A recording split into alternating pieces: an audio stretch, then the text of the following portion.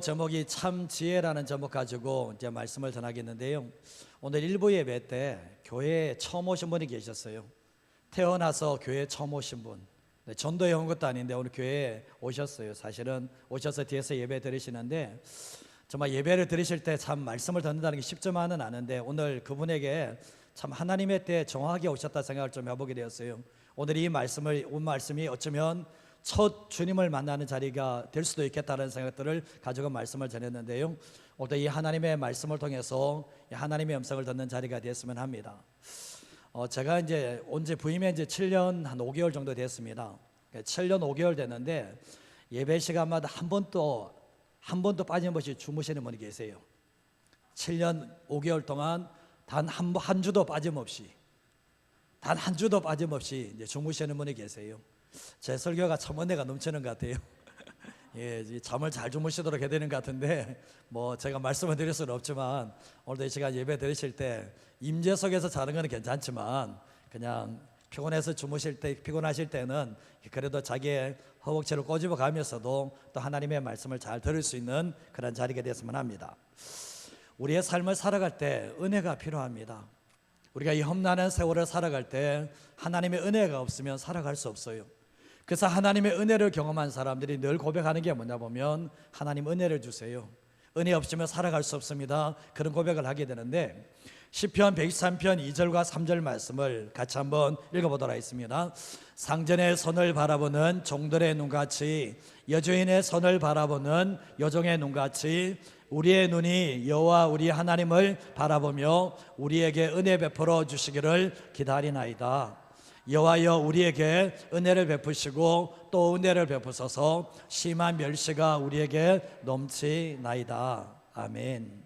이 짧은 이 두 구절 속에서 반복되는 세 가지 이 문장이 나오는데 은혜를 베풀어 달라는 거예요. 정말 2절 디보레도 우리에게 은혜 베풀어 주기를 기다린다. 3절 말씀에는 여호와여 우리에게 은혜를 베푸시고 또 은혜를 베푸소서. 얼마나 절박하게 얼마나 간절하게 은혜를 구하는 모습을 보게 됩니다. 예수 믿는 사람은 우리의 힘과 우리의 지혜와 우리의 능력으로 살아갈 수 없습니다. 예수 믿는 사람은 하나님의 은혜로만 살 수 있는데 그 은혜를 받기 위해서 우리 하나님을 바라보며 은혜를 구하는 삶을 살아갈 때 아무리 험난한 세월이라 할지라도 은혜로 이기게 하시고 은혜로 살게 하시는 역사가 있다는 것을 기억하시면서 살아갔으면 합니다.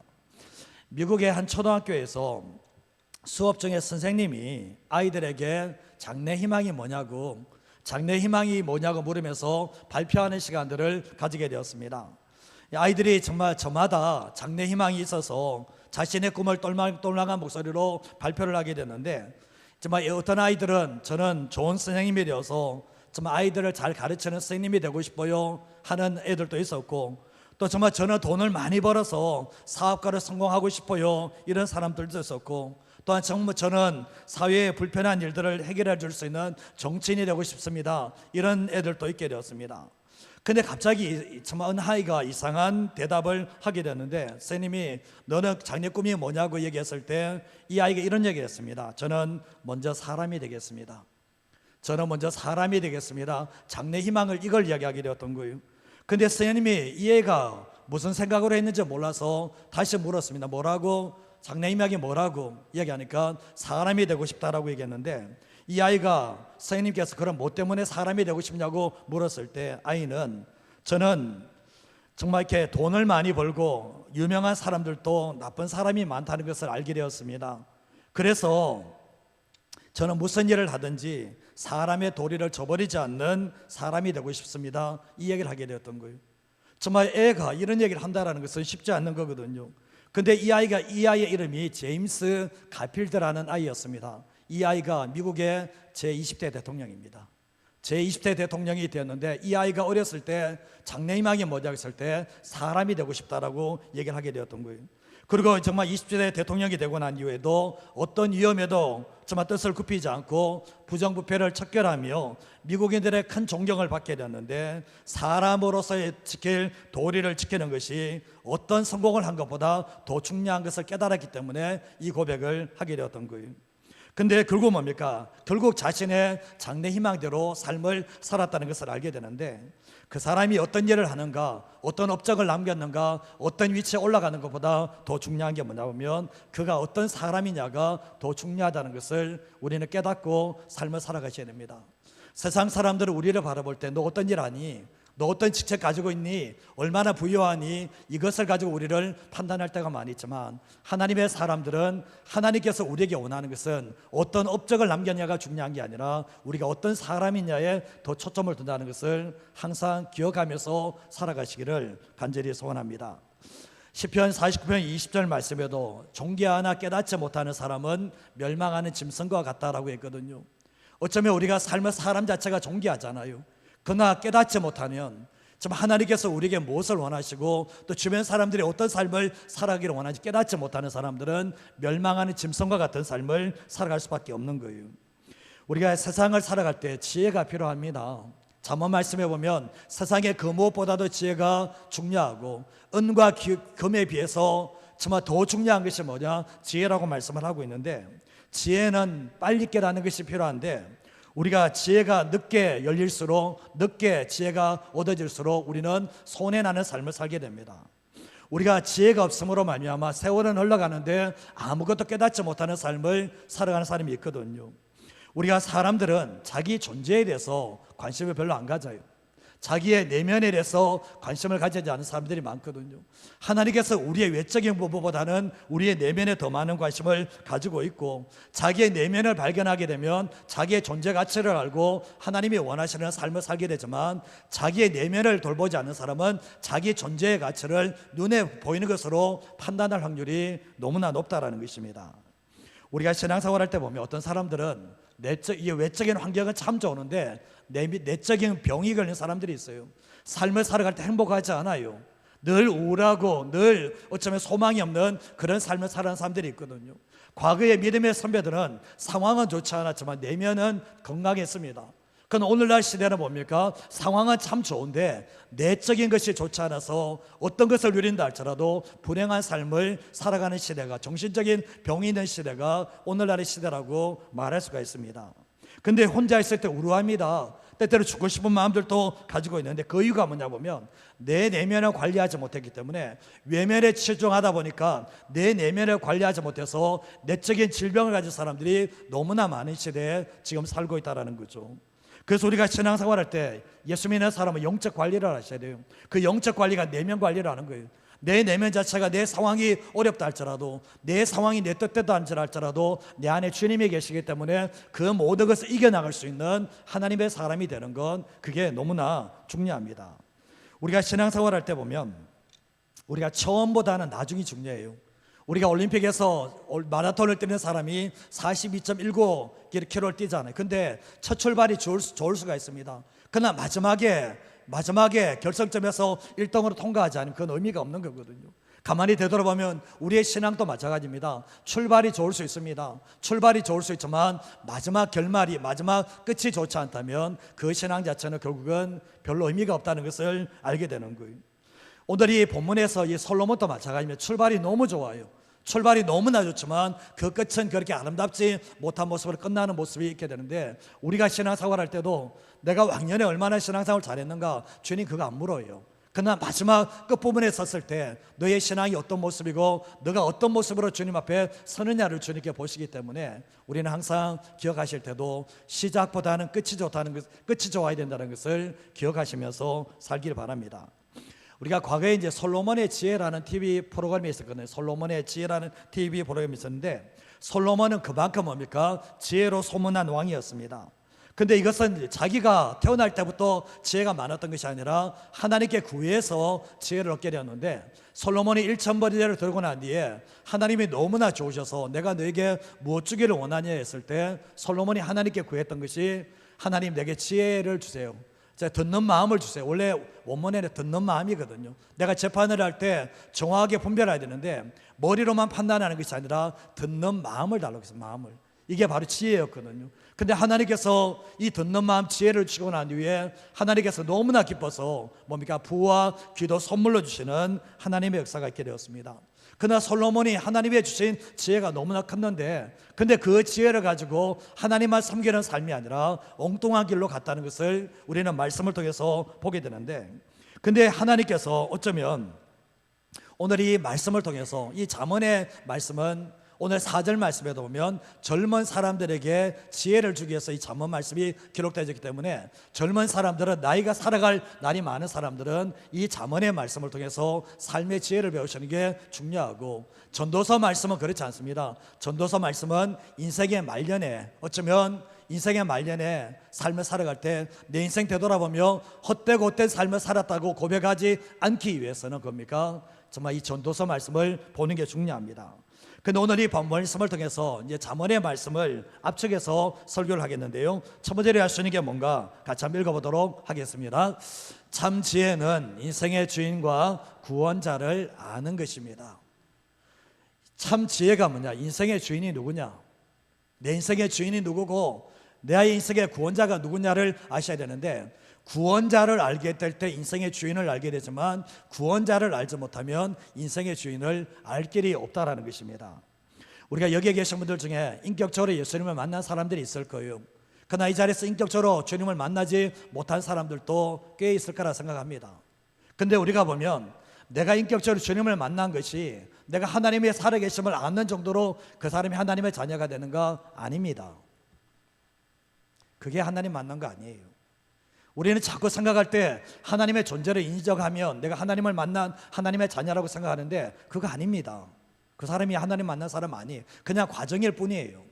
그러나 우리가 어느 시점 속에서 예수님과 인격적인 만남이 있어야 되는데, 예수님과 인격적인 만남을 통해서 하나님을 만났다라고 얘기하고 정말 하나님을 내 인생의 주인으로 모시는 삶을 살게 되는데, 하나님을 만난 사람들, 예수님을 구원자로 맞아든 사람들은 절대로 자랑하지 않습니다. 왜냐하면 이게 하나님의 은혜로 된 것이지 내가 뭔가 구원받을 요소가 있고 그래서 구원받은 것이 아니라는 것이기 때문에 절대적으로 자기 자랑을 하지 않는다는 겁니다. 가만히 생각해 보면 인생의 주인이 하나님이시고, 내가 죄인으로 태어나서 죄 때문에 죽지만 정말 내 인생길 걸어갈 때 죄인의 특징은 내가 내 인생의 주인 돼서 내 마음대로 살아가는 거잖아요. 정말 하나님의 주인의 삶을 살지 못하는 거잖아요. 그러나 하나님의 아들 예수 그리스도가 이 땅에 오셔서 나의 죄 때문에 인생의 주인이 내가 돼서 내 마음대로 살아가는 나를 위해서 십자가에 죽으시고 부활하심으로 말미암아 우리가 정말 하나님의 자녀가 되는 권세를 주셨는데, 이 예수 그리스도를 영접한 사람들에게 하나님의 자녀가 됩니다. 그러나 하나님의 자녀가 되기 위해서는 먼저 시인을 하셔야 돼요. 내가 죄인인 것을 인정하셔야 되고, 내가 내 인생 내가 주인 돼서 내 마음대로 살았던 것도 인정하셔야 되고, 그러나 하나님의 아들로 통해서 내 죄가 씻겨짐으로 말미암아 하나님의 자녀가 된다는 것을 시인하셔야 돼요. 그리고 시인하시고 난 뒤에 삶으로 살아내셔야 되는데, 삶으로 살아내기 위해서는 먼저 고백이 필요하다는 것을 알게 되는 겁니다. 그런데 우리가 신앙생활 할 때 내가 하나님께서 내 인생의 주인이다, 그리고 예수님이 나의 구원자다 시인하는 단계만 머물러 있는 것이 아니라 삶을 살아내는 단계로 가야 된다는 것이 신앙인의 어쩌면 목표점이라고 말할 수가 있습니다. 요한복음 17장 3절 말씀에도 보면 같이 한번 읽어볼까요? 영생은 곧 유일하신 참 하나님과 그가 보내신 자 예수 그리스도를 아는 것이니이다. 영생은 생명입니다. 영생은 생명인데 이게 하나님의 생명이에요. 근데 영생은 참 유일하신 참 하나님과 그가 보내신 자 예수 그리스도를 아는 것, 여기서 아는 것은 인격적인 알미고 경험적인 알을 얘기합니다. 그래서 예수님을 만난 사람들은 그 안에 증거를 가지고 있어요. 누가 뭐래도, 상황이 뭐라고 해도, 핍박이 찾아온다 할지라도 예수님의 구원자 되심을, 하나님께서 유일한 하나님이시고 주인이심을 고백하는 사람들이 뭡니까? 영생을 얻었다라고 말할 수가 있는 겁니다. 근데 우리가 보면 이것에 대해서 일찍부터 눈이 열려진 사람들이 있어요. 하나님의 주인 되심, 예수님의 구원자 되심 일찍부터 눈이 열려진 사람들은 참 은혜가 많은 사람이에요. 이런 사람들은 뭡니까? 정말 이렇게 인생길 걸어갈 때 하나님을 주인으로 보시고 삶을 살기 때문에 후회가 덜 남는 삶을 살게 돼요. 그러나 어떤 사람들은 인생 마지막 시점 속에, 인생의 황혼역에 이 사실을 깨닫고 예수님을 영접하고 하나님을 주인으로 모시는 사람이 있는가 하면, 어떤 사람들은 죽음 직전에 이 십자가 위의 강도처럼 죽음 직전에 예수님을 영접하고 하나님을 인생의 주인으로 모시게 되지만 지금까지 삶을 살았던 모든 모습은 뭡니까? 자기 멋대로 산 거예요.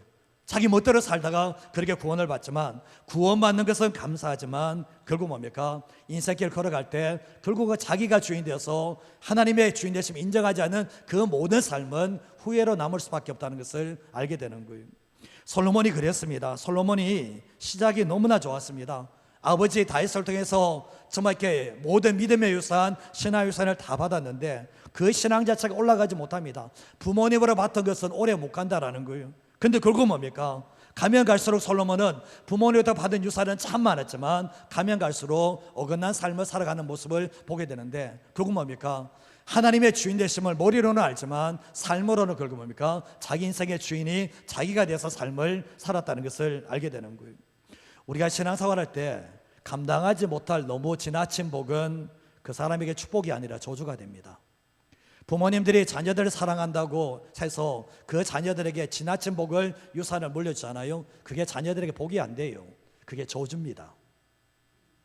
자녀들이 하나님께 못 나오도록 만드는 그게 저주가 된다는 것을 일찍부터 눈을 연 사람들은 자녀들에게 믿음의 유산을 물려주려고 하지만, 그게 아닌 사람들은 자녀들에게 눈에 보이는 것을 물려주면 그 눈에 보이는 것이 왜 하나님이 된다는 것을 왜 모르시는지, 왜 깨닫지 못하시는지 정말 어떤 때는 힘들 때가 참 많이 있습니다.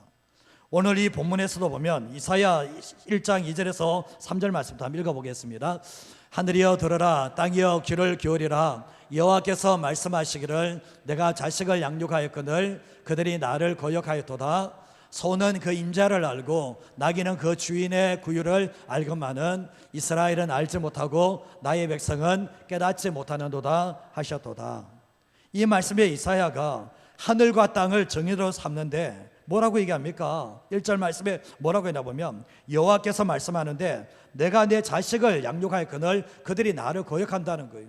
그리고 3절 말씀에 하는 게 뭡니까? 소는 그 임자를 알고 나귀도 그 주인을 아는데 이스라엘 백성들은 내가 주인 되심을 알지 못하고 나의 백성은 깨닫지 못한다라고 말씀하고 있습니다. 참 놀랍죠. 하나님의 백성이 하나님의 주인 되심을 인정하지 않아요. 하나님의 백성이 하나님의 구원자 되심을 인정하지 않고 자기 멋대로 살아가는 이런 모습을 보게 되는데, 결국 그러다 보니까 뭡니까? 우리가 내가 하나님의 백성이라고 말은 하지만 그 모든 삶의 모습은 자기가 주인된 삶을 살아가는 모습을 보게 되고 늘 하나님께 반역하는 이런 모습을 보게 된다는 거예요. 우리가 고린도서 1장 21절 말씀에 보면 하나님의 지혜에 있어서는 이 세상이 자기 지혜로 하나님을 알지 못하므로 하나님께서 전도에 미련한 것으로 믿는 자들을 구원하시기를 기뻐하셨다라고 말씀하고 있거든요. 하나님의 지혜와 세상의 지혜가 나오는데 세상의 지혜로는 하나님을 알지 못해요. 이 세상의 지혜로는 하나님의 지혜를 알 수가 없고 세상의 지혜로는 하나님의 주인 되심을, 예수 그리스도의 구원자 되심을 알 수 있는가? 알 수 없어요. 근데 하나님께서는 전도에 미련한 것으로 믿는 자들을 구원하시는데 이 십자가가 믿지 않은 사람에게 미련한 것이지만 이 십자가가 믿는 사람들에게는 하나님의 지혜고 하나님의 능력이라는 것을 알게 됩니다. 고린도서 1장 18절 말씀에 보면 십자가의 도가 멸망하는 자들에게는 미련한 것이고 구원을 받는 우리들에게는 하나님의 능력이 된다라고 말씀하고 있거든요.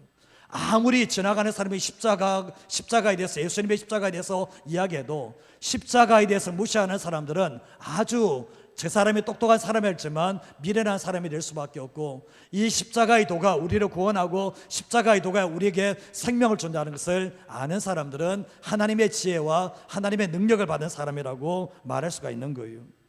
전도서 12장 13절에 14절 말씀에도 보면 일의 결국을 다 들었으니 하나님을 경외하고 그의 명령들을 지킬지어다. 이것이 모든 사람들의 본분이라고 얘기하면서 하나님은 모든 행위와 모든 은밀한 일을 선악간에 심판하신다라고 말씀을 합니다. 근데 이 전도서에서 마지막 솔로몬이 깨달은 게 뭡니까? 인생의 주인이 자기 멋대로서 삶을 살잖아요. 그런 삶을 살다가 마지막 순간에 깨닫는 게 뭐냐 보면 되돌아보니까 하나님이 없는 삶을 사는 거예요. 그래서 일의 결국을 다 들었는데 하나님을 경외하고 그의 명령들을 지키는 것이 모든 사람의 본분이라는 거예요. 믿는 사람들의 본분이기도 하고 믿지 않은 사람들이 이것을 깨닫고 돌아와야 되는데 하나님은 모든 행위와 모든 은밀한 일을 선악간에 심판하신다는 게 뭡니까? 너가 정말 나를 주인으로 모시고 삶을 살았는지에 대해서 심판하시겠다라고 우리에게 말씀을 하고 계시는 거예요. 우리의 인생길을 걸어갈 때 하나님의 주인 되심을 깨닫지 못하고 예수님의 구원자 되심을 깨닫지 못하는 인생을 삶을 살아갈 때 그 삶은 미련한 삶을 살아갈 수밖에 없어요. 예수님의 구원자 되심을 믿는 사람들이 하나님의 내 인생의 주인 된 것을 깨닫게 되고 하나님의 주인 되신 것을 삶으로 살아내는 삶을 살아갈 때 결국 뭐냐 보면 그것이 바로 주님이 원하시는 올바른 신앙이라는 거예요. 신앙은 믿고 살아내는 힘이에요. 하나님의 내 인생의 주인이셔 머리로는 이야기합니다. 입으로는 말합니다. 그러나 그것을 믿고 살아내는 힘이 없다면 여전히 나는 내 인생의 주인이 내가 되어서 삶을 살아가겠다는 것을 기억하셔야 된다는 거예요. 오늘 이 말씀의 잠언을 통해서 솔로몬은 정말 이렇게 지혜를 통해서 세상에서 어리석은 삶을 살지 말고 지혜롭게 살자, 이걸 얘기하자는 게 아니에요. 솔로몬은 이 잠언의 말씀을 통해서 가장 중요한 주제가 뭐냐 보면 너의 인생의 주인이 누구냐는 거예요. 너의 인생의 구원자가 누구냐, 이것이 먼저 밑바닥에 깔려져 있다는 거예요. 이것을 아는 사람들이 결국은 지혜로운 삶을 살아가야 된다라고 말씀을 하고 있는데 우리의 삶을 살아갈 때도 마찬가지입니다. 내가 정말 인격적인 주님과의 만남이 있는가, 정말 예수님이 나의 구원자, 내가 지금 죽어도 천국 갈 수 있는 사람인지를 점검해 보셔야 되고, 내가 지금 삶을 살아갈 때 누가 주인이냐는 거예요. 내 자식들이 주인이냐, 돈이 주인이냐, 아니면 하나님이 내 삶의 주인이냐를 내 삶으로 증명해 나가며 우리의 삶을 살아갈 때 참 지혜는 바로 하나님의 인생의 주인된 삶을 살아가는 것이 지혜로운 삶이고 하나님이 인정하는 삶이라는 것을 잊어버리지 마시고 살아가시기를 바랍니다. 많은 사람들이 안 돼요. 많은 사람이 그렇게 못 살아내요. 삶을 살아갈 때 하나님이 주인된 삶을 살아내는 사람들은 소수입니다. 사실은 그렇게 삶을 살지 못해요. 그러나 우리의 삶을 살아갈 때 후회하지 않으시려면, 후회가 인생에 안 남지 않으시려면 하나님이 주인된 삶을 살아가기 위해서 몸부림치며 살아가는 저와 여러분의 삶이 되시기를 주님의 이름으로 축복드립니다. 두 번째 할 수 있는 게 뭔가 같이 한번 읽어보겠습니다. 참 지혜는 지름길보다 정도의 길을 걷게 해줍니다. 지름길보다 정도의 길을 걸어간다는 거죠. 저는 지금까지 들어봤을 때 하나님은 저에게 지름길로 인도하지 않으셨습니다. 제 삶을 보면 제가 믿음의 유산도 신앙도 유산도 있지만 정말 지름길로 인도한 게 아니라 정도의 삶으로 인도해 오셨거든요. 저도 그래서 성도들에게 힘들고 어려운 상황가 되지만 절대로 지름길을 선택하지 마시고 정도의 길을 걸어가라고 말씀드리고 싶은 것은, 지름길을 걸어가려고 하는 순간부터 하나님과 부딪힙니다. 하나님과 부딪히게 되면 하나님과 어긋난 삶을 살아갈 수밖에 없다라는 거죠. 저도 힘들고 어려운 길을 지금까지 걸어왔지만 하나님께서는 은혜는 주시지만 절대로 지름길로 인도하지 않으시고 항상 정도의 길로 인도하시는 것이 저의 삶이었거든요. 정도로 걸어가면 아무 문제가 없습니다. 많은 사람들이 눈앞의 이익을 위해서 정도의 길보다 지름길을 선택하거든요. 세상 사람들이 지름길을 선택하는 것이 지혜이고 지름길을 선택하는 것이 기회를 잡는 거라고 생각을 하잖아요. 근데 결국은 뭐죠? 그 지름길을 선택하고 정말 정도의 길을 버리고 지름길을 선택한 사람들이, 그것 때문에 발목 잡히는 사람들이 있다는 것을 정치를 인터를 통해서, 정치를 통해서 무수히 많이 볼 수 있잖아요. 지름길을 선택했던 사람들이 결국은 어려움 당하는 모습을 보게 되는데, 예수 믿는 사람들은 어떻게 삶을 살아가야 되는가? 지금 자기 유익과 이익을 위해서 하나님과 그분의 말씀을 버리고 정도의 길을 버리고 지름길을 선택한다면 그것은 반드시 문제가 생긴다는 것을 기억하셔야 돼요. 근데 보면 정도의 길을 걸어가는 게 아니라 계속해서 지름길을 선택하는 삶을 사는, 약삭빠르게 삶을 살게 되면 그 사람이 바로 그 사람이 된다는 것을 기억하셔야 돼요. 다른 사람이 봤을 때는 저 사람은 정도의 길을 걸어가는 사람 아니야, 저 사람은 자기의 눈앞의 이익을 위해서 살아가는 사람이야 라고 낙인 찍히는 일들도 일어나게 되는 겁니다. 우리가 지름길을 선택하는 삶을 살아가는 사람이 쌓여지게 되면 그 사람의 미래는 밝지 않습니다. 예수 믿는 사람이 편법을 쓰고 예수 믿는 사람이 인간적인 방법을 자꾸 쓰면 쓸수록 혹여나 세상 속에 성공할지는 모르지만 하나님의 눈밖에 나기 시작합니다. 그리고 이 사람의 결국 뭡니까? 하나님께 인정받지 못하는 삶을 살게 되는 거예요. 제가 요즘 제 주일 오후 예배에 설교를 할 때 이 아들 압살롬이 아버지 다윗을 죽이려고 하거든요. 근데 반란을 일으키게 되는데 나라가 어수선해지기 시작합니다. 정말 이 전세가 압살롬에게 흘러가게 되는데 결국은 이제 나중에 다윗이 왕국에서 쫓겨나기도 합니다. 근데 이 다른 아들도 있는데 이 압살롬은 정도의 길보다는 지름길을 선택합니다. 아버지 죽이고 내가 왕이 되겠다. 내가 가만히 있으면 좀 형들에 의해서 내가 왕자리 빼앗길 수 있으니까 내가 왕이 되겠다 하면서 지름길을 선택하는데 결과가 어떻게 된지 아십니까? 결과가 결국 뭡니까? 압살롬은 죽임을 당하는 죽는 일들이 일어나게 되었던 거예요. 결국 하나님께서 보며 그것을 인정하지 않고 압살롬의 교력을 다 깨트리는 역사가 있게 되었는데, 하나님이 인정하시는 정도의 길이 아니기 때문에 결국은 그 길을 깨어진다는 것을 보게 되는 거예요.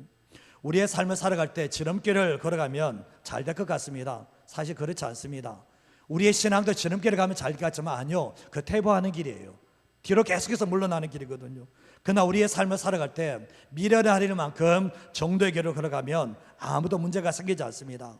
결국 사람들이 정도로 걸어가지 않으니까 뭡니까? 숨기려고 하고 투명하지 않고 정직하지 않는 모습을 걸어가게 되는데, 우리가 정도의 길을 걸어간다면 결국은 사람에게 거리낌이 없는 삶을 살아갈 수 있다는 것도 생각하셔야 됩니다. 잠언 1장 1절에 3절 말씀을 같이 한번 읽어볼까요? 다윗의 아들 이스라엘 왕 솔로몬의 잠언이라. 이는 지혜와 훈계를 알게 하며 명철의 말씀을 깨닫게 하며 지혜롭게 공의롭게 정의롭게 정직하게 행할 일에 대하여 훈계를 받게 하며. 솔로몬이 잠언을 기록한 목적이 있습니다. 지혜와 훈계를 알게 하며 명철의 말씀을 깨닫게 해서 어떻게 산다는 거예요? 지혜롭게 공의롭게 정의롭게 정직하게 행할, 이게 뭡니까? 정도의 길을 걸어가라고. 하나님의 말씀을 어떻게 지혜롭고 명철을 깨달았다면 세상 사람들처럼 눈앞에 이유에 살아가는 게 아니라 정도의 길을 걸어가라고 이 하나님의 말씀이 주어진다는 것을 얘기하는데, 정직하게 행할 일이 바로 뭡니까? 정도의 길이라는 것을 알게 되는 거예요.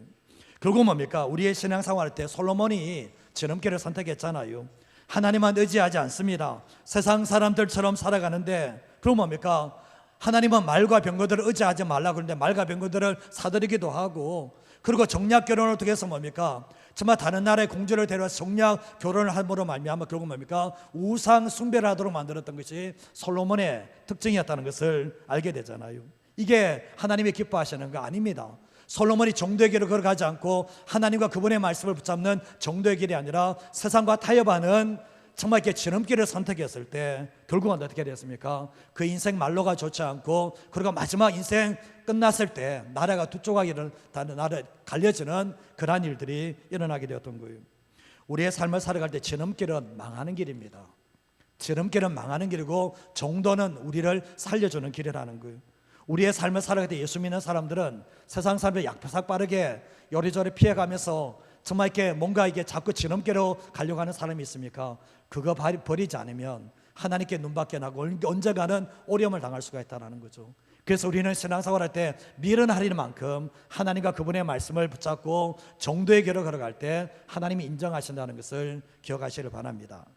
그래서 4절에서 5절 말씀에도 보면, 4절에서 5절 말씀에 어리석은 자를 슬기롭게 하며 젊은 자에게 지식과 근신함을 주기 위한 것이니 지혜 있는 자는 듣고 학식이 더할 것이요 명철한 자는 지략을 얻을 것이다 얘기하죠. 이것을 들음으로 말미암아 뭡니까? 어리석은 자처럼 이렇게 지름길을 가는 게 아니라 슬기로운 자처럼 정도의 길을 걸어가라고 우리에게 말씀하고 있는 거예요. 잠언 3장 5절과 6절 말씀 참 제가 좋아하는 말씀입니다. 같이 한번 읽어볼까요? 너는 마음을 다하여 여호와를 신뢰하고 내 명철을 의지하지 말라. 너는 범사의 그를 인정하라. 그리하면 내 길을 지도하시리라. 제가 매일 새벽마다 저희 자녀들 위해서 기도할 때 이 가지고 기도하거든요. 자녀들이 이름을 불러가면서 기도하는 게 뭡니까? 기도하는 게 뭐예요? 마음을 다하여 여호와를 의지하고 신뢰할 수 있도록, 그리고 자기 명철을 의지하지 않도록, 그리고 범사의 하나님을 인정할 수 있도록, 그래서 하나님이 인도하시는 정도의 길을 걸어가도록 제가 기도를 하거든요. 여러분의 삶 가운데도 마찬가지입니다. 부모가 자꾸 지름길 선택하는데, 부모가 약삭 빠르게 이 지름길 선택하는 모습을 봤으면 자녀들이 그걸 봤는데 그러면 정도의 길을 걸어가겠습니까? 정도의 길을 안 걸어갑니다. 부모가 묵묵하게 하나님의 말씀을 따라 정도의 길을 걸어가면 자녀들도 그 모습을 보고 정도의 길을 걷는 하나님의 사람이 될 수가 있는 겁니다. 신앙생활할 때 정도의 길을 걸어가면 하나님께서 가장 좋은 길로, 가장 완전한 길로 인도하시는 분이 하나님이시라는 것을 인정하며 살아갔으면 합니다. 출애기 13장 17절 말씀을 같이 한번 읽어보겠습니다. 바로가 백성을 보낸 후에 블레셋 사람의 땅은 길은 가까울지라도 이는 하나님이 말씀하시기를 이 백성이 전쟁을 하게 되면 마음을 돌이켜 애굽으로 돌아갈까 하셨습니다. 하나님께서 이스라엘 백성들 출애굽하고 난 뒤에 정말 블레셋 사람의 땅의 길은 가까울지라도 지름길이 있다는 거예요. 가까울지라도 하나님은 그 길로 인도하지 않으셨다라고 말씀하는 거예요. 하나님은 절대로 우리에게 지름길로 인도하지 않아요. 정도의 길로 인도하십니다. 하나님께 우리는 생각할 때 저 길로 가면 정말 이 블레셋 사람의 땅이라 가면 2주 만에 들어갈 수 있는 땅인데 하나님은 40년 돌려냈습니다. 근데 우리는 보면 조급해서 항상 지름길로 인도해 주세요 그렇게 하지만 하나님이 하시는 말씀은 너가 지름길로 가면 너 죽는다는 거예요. 이스라엘 백성들이 정말 애굽으로 이 블레셋 땅으로 가면 전쟁이라 하면 죽게 되거든요. 그래서 하나님은 그 지름길로 인도하지 않으셨다라고 말씀을 하고 있습니다. 그리고 이사야 48장 17절 말씀에도 보면 너희의 구속자시오 이스라엘의 거룩하신 이이신 여호와께서 이르시되 나는 내게 유익하도록 가르치고 너를 마땅히 행할 길로 인도하는, 마땅히 행할 길로 인도하는, 지름길로 인도하는 게 아니라 정도로 인도하시는 분이 바로 하나님이시라고 우리에게 말씀을 하고 있는 거예요. 우리의 삶을 살아갈 때 예수 믿는 사람은 좀 어리석게 사세요. 세상의 삶을 살아갈 때 내가 이리저리 약삭빠르게 지름길로 가려고 생각하지 마시고 하나님의 말씀을 붙잡고 내가 더딘 길이라 할지라도 내가 정말 이것이 정도의 길이라면 그 정도의 길을 갈 때 하나님께서 보장해 주시고 형통하게 하시는 하나님의 은혜가 있다는 것을 잊어버리지 마시기를 바랍니다. 우리 삶을 살아갈 때 하나님의 말씀과 내 세상의 지혜가 부딪힐 때는 고민하셔야 됩니다. 누가 기뻐하는 일인가? 누가 하나님께서 어느 길을 인정하시는가 생각해 보시면서 저도 그렇고 여러분도 그렇고 우리가 삶을 살아갈 때 빠른 길이 좋은 길이 아니라 정도로 가는 길이 좋은 길이라는 것을 항상 잊어버리지 않고 정도의 길을, 하나님의 말씀의 길을 선택하며 살아가는 저와 여러분의 삶이 되시기를 주님의 이름으로 축복합니다. 마지막 한 가지만 더 말씀드리겠습니다. 같이 읽겠습니다. 참 지혜는 인생의 목표점을 분명하게 바라보며 달려가게 합니다. 속도보다는 뭐라고 합니까? 방향이 중요하다는 거죠. 빨리 가는 것보다 더 중요한 게 뭐죠? 인생의 목표점을 정하는 게 더 중요하다는 것을 알게 되는데, 저는 이제 교회에 부르심을 받았을 때 어제 이제 우리 같은 집사님들과 함께 만나면서 하나님께서 저를 이곳에 보내신 이유가 있습니다. 교회를 세우기 위해서, 성도들을 말씀으로 세우기 위해서 저를 보냈거든요. 저는 저 앞에 무수히 많은 사람이 왔다 갔다 합니다. 뭐 오기도 하고 나가기도 하고 이렇게 하거든요. 저는 그거에 대해서 별로 신경 쓰지 않으려고 해요. 신경은 쓰이지만 별로 신경 안 쓰려고 하거든요. 저는 그렇습니다. 제가 보내진 이유가 교회를, 하나님의 말씀의 공동체를 세우기 위해서 제가 여기 왔다면, 제가 하나님의 말씀에 어긋난 것을 가르치면 문제가 되지만 저는 하나님의 말씀을 저도 살아내야 될 책임이 있는 것과 동시에 여러분들에게 옳은 길로 인도해야 될 책임이 있기 때문에 성도들이 많은 것이 중요한 게 아니라 한 명이라도 하나님의 말씀의 길을 따라가는 제자가 더 중요하다. 그런 사람들이 많아지는 공동체를 위해서 제가 이 자리에 왔다는 것을 잊어버리지 않아요. 제가 이 목표점을 잃어버리지 않으면 끝까지 갈 수 있습니다. 사역자들이 변질되는 이유 중에 하나가 뭔지 아십니까? 목표점을 잃어버려요. 목표점을 잃어버리면 그 어려움 나가는 모습도 보겠는데, 여러분들이 저를 위해서 기도해 줄 이유가 뭐냐 보면 정말 주님의 몽대 공동체를 하나님의 말씀으로 잘 이끌어가는 사역자가 되기 위해서 여러분들이 기도를 내주셔야 됩니다. 지난 수요일날 일본의 토가니 연천 그리스도교회 오연성 교사님 오셔서 설교를 하셨거든요. 잠깐과 영원이라는 제목 가지고 말씀을 드렸습니다. 근데 이 선교사님이 아들이 교통사고로 죽었습니다. 이름이 에녹입니다. 에녹. 근데 이 아들이 죽고 난 이후에 일본에 대한 정이 다 떨어지지 않겠습니까? 근데 일본을 떠나고자 하고는 마음이 있을 때 주님이 하셨던 말씀, 일본 떠나지 마라. 내가 여기 보낸 곳을 내가 가라고 하기 전까지 떠나지 마라고 주님이 말씀을 하셨거든요. 그리고 자기 조카도 암에 걸려서 일본에서 죽었거든요. 근데 항암 치료해야 될 상황가 돼서 항암 치료하지 말고 주님께 너 생명 맡겨드려라 얘기했을 때 이 항암 치료하지 않고 마지막에 암으로 상태에서 죽게 되는데, 마지막 조카가 하나님을 인정하고 하나님을 찬양하고 인격적인 만남 속에서 하나님 나라에 가게 되었습니다. 이 선교사님은 여성분이시지만 남자보다 더 강하고 담대해요. 근데 잠깐 있는 세상이 인생의 목적점이 아니라는 거예요. 그래서 지난 수요일날 그 말씀을 전하게 되었는데, 결국은 뭡니까? 일본에 남겨진 이유도, 일본에서 선교하는 이유도, 아무것도 없는 상태에서 선교하는 이유 중에 하나가 뭐냐 보면 하나님께서 그곳에 보내셨기 때문에 그 선교를 하시는 거예요. 이분이 바보처럼 보이십니까? 아무것도 없고 정말 아들 잃어버리고 그 일본에서 남아서 뼈를 묻고 상교하는 게 바보처럼 보이십니까? 그게 아닙니다. 얼마나 지혜로우신 분인지 모른다는 거죠. 하나님을 위해서 모든 것을 내려놓고 그 길을 가는데 저 같으면 가기 상당히 힘들 거라 생각을 많이 하거든요. 우리의 삶을 살아갈 때 인생을 보실 때 영혼의 관점에서 오늘과 내일을 사셔야 돼요. 영혼의 관점에 이 노후가 아니라 사후의 관점에서 우리 인생을 살아내지 않으면 결국 초점과 시선이 허해질 수밖에 없다는 것을 알게 되는 거예요. 미국에 이제 짐 베이커 목사님이 계셨는데 나는 틀렸었다라는 책을 짓게 되었는데 이분이 이제 번영의 복음을 전했거든요. 예수 믿으면 성공한다. 예수 믿으면 잘 된다. 정말 이 복음을 전했는데 그게 다 망하게 만들어버렸던 거예요. 거기 따라가는 사람들이 다 신앙을 잃어버리도록 만들어버렸거든요.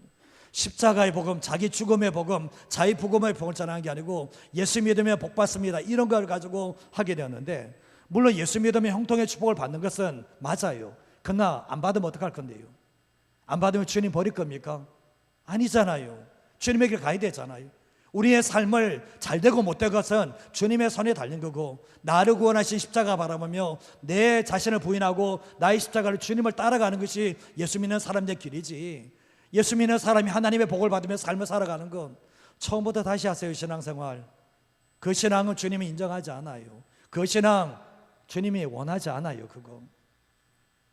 근데 이분이 성공의 아이콘처럼 가난하게 힘들고 삶 가운데서 TV 교회까지 만들어서 TV를 통해서 성도들이 은혜 받고 헌금 드리고 후원하고 막 이렇게 했거든요. 근데 결국은 온갖 불법과 음란에 걸려서 무너지게 되었습니다. 성공의 아이콘이 몰락의 아이콘이 됐거든요. 이게 왜 그런지 아십니까? 목표점이 달랐다는 거예요. 예수 믿으면 축복받는다, 예수 믿으면 성공받는다, 진짜 그렇게 해서 결국 무너져 내렸던 거예요. 많은 성도들이 결국 뭡니까? 수천억 되는 헌금을 다 해줬습니다. 근데 그거 가지고 뭐 했는가? 자기를 위해서 결국은 살다가 감옥에 들어가고 나와서 되돌아보니까 내 인생 자체가 너무나 주님과 많이 떨어져 있었던 거예요. 인생의 목표점이 달랐다는 것을 회개하면서 그 책을 짓게 되었거든요. 저도 이제 특세 기간 동안에 이제 우리 박 전사님 저 계시지만 이제 설교할 때 식사하면서 그런 얘기를 했던 적이 있어요. 목사님이 어느 날 말씀 전하니까 목사님이 그 말씀 지키려고 살아내려고 몸부림치는 것 같다. 그건 맞는 얘기입니다. 사실은 저도 마찬가지입니다. 저도 살아내려고 몸부림치지 않으면 그 말씀을 준비하면서 몸부림치지 않으면 저도 안 된다는 것을 정말 많이 깨닫게 되거든요. 전도서 1장 1절에서 4절 말씀에 보면 다윗의 아들 예루살렘 왕 전도자의 말씀이다. 왜 여기서는 예루살렘 왕 솔로몬의 말씀이라고 하는데 전도자의 말씀이라고 딱 하거든요. 전도자의 말씀이라고. 전도자가 말합니다. 헛되고 헛되니 모든 것이 헛되다. 내가 지난걸 되돌아보니까 부유를 쫓았고 번영을 쫓았던 모든 삶은 다 헛되다라고 얘기를 딱 해버려요. 헛된 삶을 살았다 얘기하면서 해 아래에서 수고하는 모든 수고가 사람에게 무엇이 유익한가. 한 세대는 가고 또 한 세대는 어디에 땅은 영원히 있다. 우리가 잘 아시다시피 우리는 이 젊은 연세 많으신 분들은 한 세대는 가야 됩니다. 그 다음 세대가 오고 다음 세대는 이전 세대 다 잊어버리고 이런 시대가 오게 되거든요. 그래서 이 솔로몬은 인생 자체를 바람을 잡는다 표현하고 있거든요. 여러분 바람 한번 잡아보세요. 바람 잡는 게 있는가? 우리 인생 자체가 그런 삶을 살게 되는데 뭔가 잡히는 것 같지만 아무것도 잡지 못하는 우리의 목성까지도 마치 바람과 같다는 것을 우리는 깨닫는 삶을 살아가셔야 되는 거예요. 솔로몬이 결국 뭡니까? 바람을 잡는 인생이었던 거예요. 아버지가 유산 물려줬습니다. 믿음의 유산도 물려주고 정말 왕의 자리도 오고 모든 것을 다 받았잖아요. 너무 지나치게 받았던 것이 솔로몬에게는 저주였습니다. 축복 아닙니다. 이거 저주가 됐거든요. 근데 아버지가 이 아들에게 정말 유언처럼 했던 말이 있거든요. 열왕기상 2장 1절에서 4절 말씀에 보면 다윗이 죽을 날이 임박하니까 그의 아들 솔로몬에게 이야기합니다. 2절 말씀에 내가 이제 세상 모든 사람의 길로 가게 되었다. 나도 죽는다는 거죠. 그러면서 너는 힘써 대장부가 되어서 3절 말씀 한번 읽어볼까요?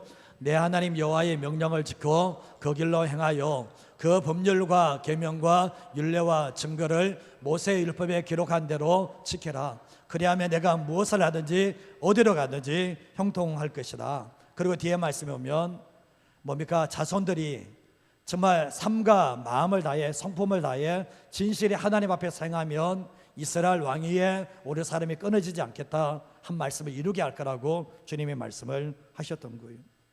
아버지가 아들에게 부탁을 한 거예요. 유언처럼 부탁을 했는데 아들은 유언을 지키지 않아요. 아버지의 유언을 그냥 무시해버리고 결국 뭡니까? 자기 마음대로 삶을 살게 되었던 거예요. 제가 좀 전에 말씀드린 정도로 걸어가면 하나님이 형통하게 하세요. 그리고 또한 자손들이 마음과 뜻과 정성을 다해서 하나님 섬기게 되면 하나님께서 책임져 주시지만 솔로몬이 무너져 내림으로 말미암아 그 자녀들도 무너져 내리는 모습을 보게 되면서 이 전도서 말씀을 기록하게 되었던 거예요. 우리가 빌립보서 3장 12절 14절 말씀에 보면 내가 이미 얻었다 함도 아니요 온전히 이루었다 함도 아니요 오직 내가 그리스도 예수께 잡힌 바 된 그것을 잡으려고 달려가노라. 형제들아 나는 아직 내가 잡은 줄로 여기지 아니하고 오직 한 일 즉 뒤에 있는 것은 잊어버리고 앞에 있는 것을 잡으려고 같이 한번 읽어볼까요? 표대를 향하여 그리스도 예수 안에서 하나님이 위에서 부르신 부름의 상을 위하여 달려가노라. 아멘. 사도 바울은 무엇을 했느냐가 중요한 게 아니에요. 내가 지난날에 뭘 했냐 그거는 중요한 게 아니에요. 뒤에 있는 일은 잊어버려야 된다. 사역자들도 보면 자꾸 과거를 이야기하시는 분들이 계세요. 과거에 뭘 했다 잊지를 못해. 그게 주님이 한 거지 내가 한 거예요. 그거 가만히 생각해보면 주님이 한 거거든요. 그래서 과거에 무슨 일을 했다 얘기하시는 분들은 조심하셔야 할 게 뭐냐 보면 주님이 한 것을 내가 한 것으로 착각하고 있다는 거예요. 근데 사도 바울이 뭡니까? 뒤에 것을 잊어버리고 뭘 하는 겁니까? 표대를 향하여 14절 말씀에 표대를 향하여. 이 표대가 뭡니까? 표대 뭡니까? 우리가 운동선수가 마지막 결승점이 표대가 될 수 있죠. 그죠? 그 표대가 뭐예요? 표대는 예수님입니다. 표대는 예수 그리스도예요. 사도 바울은 표대가 부름의 상 아니요. 부름의 상을 위해서 달하지만 사도 바울이 표대를 정한 것은 예수님입니다. 예수님 닮아가기를 원하고 예수님처럼 사역하기를 원하고 예수님의 인격을 갖기를 원하고 마지막 표대를 향해서 결국 뭡니까? 자기를 구원하신 그 예수 그리스도를 표대로 삼아서 끝까지 달려갔던 것이 바로 사도 바울의 인생이었던 겁니다. 우리의 삶을 살아갈 때 목표점이 분명해야 됩니다. 예수 믿는 사람이 성공이 목표점이다. 내 자녀들이 성공하는 것 세상에서 성공하는 게 목표점입니까? 그러면 부모가 예수 믿는 사람 맞아요. 부모가 예수 믿는 사람 맞아요. 그거 내 자녀가 세상에서 잘 되는 거 보고 박수 치면 그 예수 믿는 부모 맞아요. 그건 아니죠.